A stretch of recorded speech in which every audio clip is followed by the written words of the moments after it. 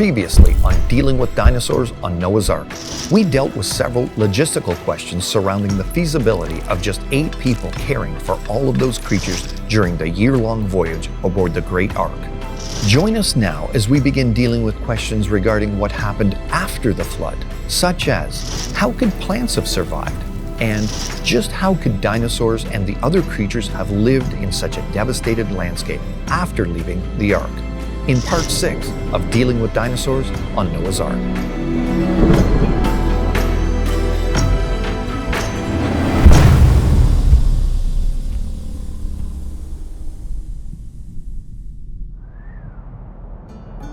Many arguments against the aftermath of the flood account pose supposed problems with food supply.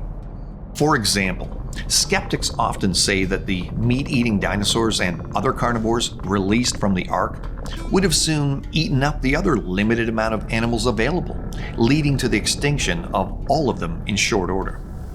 But this falsely assumes that 1. The only sources of meat available to the Ark-released carnivores were the other animals that disembarked. 2. There were only the same number of creatures that got off the Ark that went on board. And 3. All the animals were released at the same time. Firstly, although there are no real specifics as to which creatures were released in what order, or exactly how long it took until the very last animals exited, logic dictates that simply opening every pen door and sitting back and watching utter mayhem ensue likely wasn't the way the animals' release would have taken place. And the Bible gives us a definite clue that wasn't the case as well. Every beast, every creeping thing, and every bird, everything that moves on the earth went out by families from the Ark. Genesis 8, verse 19. That detail given that they went out by families lends credence to the idea that there would have been planning involved as to what animals would be let loose first. And more importantly, that there were offspring produced by some animals during the voyage. And of course, over the course of a year, many animals were also likely pregnant and ready to give birth around the time they left the Ark. And that means it may have taken several weeks or even a month between when the first creature left and the last animal disembarked, Noah's newly grounded zoo. Also, it makes sense that larger animals, like the dinosaurs, may have been placed on the lowest decks so they would have felt less movement, had less risk of falling and injuring themselves, also acting as ballast. And if the creatures were let loose in a general order of those on the highest to the lowest deck, there may have been several weeks head start of certain creatures over others. During this time, these later disembarking creatures would have simply continued to stay in their enclosures and eat the food stores provided to them, the same as they would have been eating over the last year. Meanwhile, those already released out into the post-flood environment would have had to fend for themselves with what was available in this new world. And what would have that been like? Well, considering the billions of creatures we see entombed in the rock layers worldwide because of Noah's flood, imagine the greater number of creatures that would have simply been caught up in the torrent of water, that were not buried and simply drowned. The post-flood world would have had plenty of rotting corpses of various animals that were not buried in flood sediments, and experience has shown that most carnivores prefer to eat carrion than to kill live animals for food. Also, when you picture the waters receding towards the end of the flood, you can imagine that there must have been many residual pools of water containing marine life left behind afterwards. And as these waters retreated or dried up, fish and other marine animals would be left stranded and available for consumption. These alternative food sources would have diverted the attention of predators for a considerable period of time after the flood. And this would have allowed animal populations to build up to an appreciable size before they became the target of predators.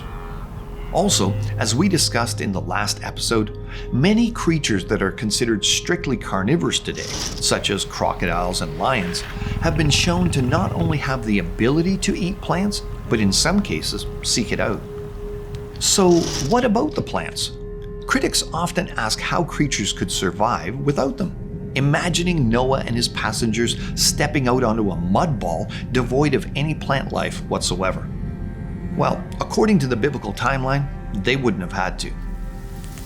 The flood event took place over the course of just over a year, and the Bible gives exact details as to when certain events occurred within it. It began on the 600th year of Noah's life and lasted 370 days after, 371 if you count the first and last day as full days. And it was 150 days after the flood started that the ark was grounded somewhere on the mountains of Ararat. However, we're not given the exact altitude on which it did so. So from that point on, vegetation could have started to regrow on whatever land was exposed as the waters began to recede. That means plant regrowth immediately around where the ark landed started at least 7 months before the first animals other than the birds were released. To keep this in perspective, although various grass seed germinates at different rates depending on various factors, it typically occurs between 5 and 10 days. Once germinated, grass usually grows at a rate of about 2 to 3 centimeters per week, which means even at a slower rate, after only 6 weeks, it's almost 12 centimeters or almost 5 inches tall. Vegetables like cucumbers, beans, carrots, and corn take around 2 or 3 months to bear fruit, while potatoes may take 3 or 4. Other underground plants such as turnips and radishes can be ready to eat in as little as a month, while veggies like pumpkins, peppers, cauliflower, and eggplants can take up to about 5 months to mature. Trees, of course, take longer, and their growth rates vary widely. However, some fast-growing types, such as the thuja green giant, is an evergreen that can reach 15 to 20 feet after only 3 years and stands up to 40 feet tall when mature. Such very adaptable, resilient, disease and insect-resistant types were likely what began providing more stabilizing ecosystems immediately after the flood. Now, the first record of plant life returning is, of course, the olive leaf that was brought back by the dove in Genesis 8, verses 10 to 11. This happened at approximately day 278 of the flood event, a full 128 days after the ark came to rest on one of the mountains of Ararat. Olive trees are one of the hardiest of plants that can regenerate from almost any fragment. It's well known that if pieces of olive branches are buried in the soil, they sprout shoots very rapidly and, like many other plants, reproduce by asexual budding. So this was ample time for the olive to be producing new leaves from regenerated pieces. However, not all plants grow from cuttings. Most grow from seeds. So how could seeds have possibly lasted floating around in the ocean for the duration of the flood? Surprising to some, the very father of today's story of evolution, Charles Darwin, and modern scientists such as George F. Howe, a PhD in botany, have performed experiments to determine whether seeds could survive being soaked in salt water, and how they could be transported over long distances by water. And their conclusions, far from helping debunk the Genesis account, actually provide great insight into how some plants and seeds could have survived during the flood. For example, Howe discovered that even after 140 days of soaking, the seeds of wild-flowering plant types were still viable enough to germinate. Many seeds have an inbuilt mechanism that allows them to become dormant when saturated and then germinate when they dry out.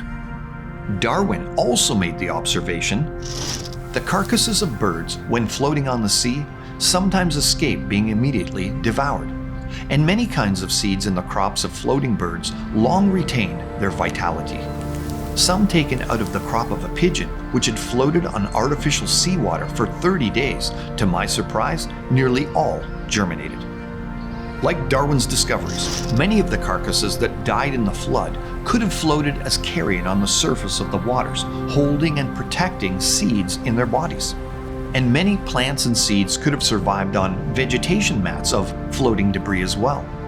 This same floating vegetation may have contained many uprooted trees and other plants that could have survived and then regrown once the floodwaters receded.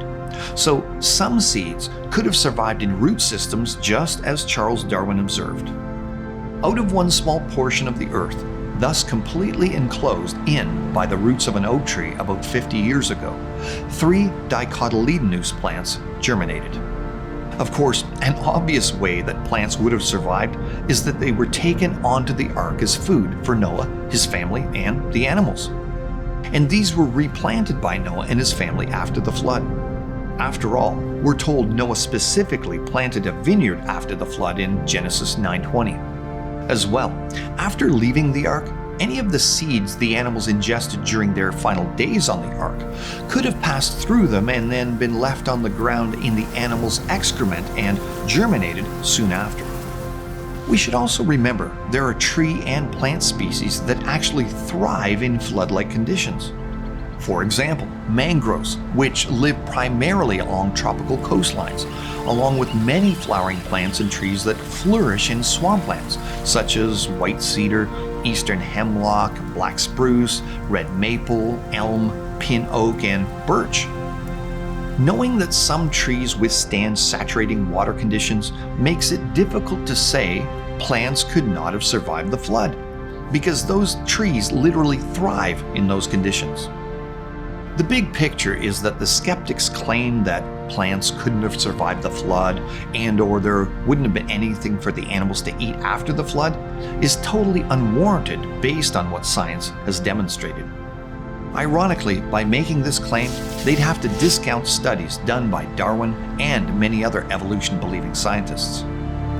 There would have been a bunch of greenery available to creatures as they stepped off the ark, even enough for the dinosaurs that would eventually grow to immense sizes afterwards and spread out all over the earth. Interestingly, the creature called the behemoth described in Job 40 fits the description of one of these creatures quite well. It was massive, fed on grass like an ox, and had a tail like a huge cedar tree. And it was observed by Job after the flood, not before. Which leads to even more questions asked about what happened after Noah's Ark landed, such as where and how did the dinosaurs and other animals travel all around the world? And if dinosaurs got off the Ark, why don't we see them today? Join us next time for the conclusion of our series, where we'll answer, where did the dinosaurs go after exiting the Ark? In part 7 of Dealing with Dinosaurs on Noah's Ark.